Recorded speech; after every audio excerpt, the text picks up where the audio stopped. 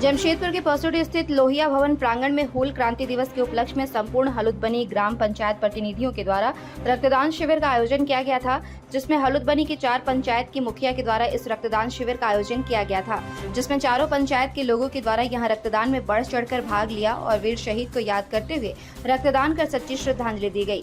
इस रक्तदान में मुखिया पानो मुर्मू, मुखिया सालगे सोरेन, अजीत भूमिज एवं मुखिया सिरका सोरेन समेत तमाम 4 पंचायत के पंचायत प्रतिनिधियों एवं ग्रामीण उपस्थित थे।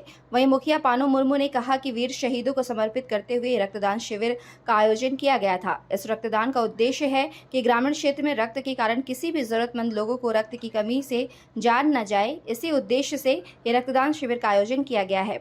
इस रक्तदान शिविर में काफी संख्या में लोग इसमें भाग लिए और अपना रक्तदान किया। पुण्यतिथि का अवसर हूल दिवस का अवसर पर ब्लड डोनेशन का कैंप किया जा रहा है और इसमें चारों हलुदबनी, संपूर्ण हलुदबनी, पूर्वी, पश्चिमी, मध्य और दक्षिण हलुदबनी के सभी जनप्रतिनिधि एवं नई जिंदगी परिवार एवं मादी इनिशिएटिव के द्वारा मिलकर ब्लड डोनेशन कैंप किया जा रहा है।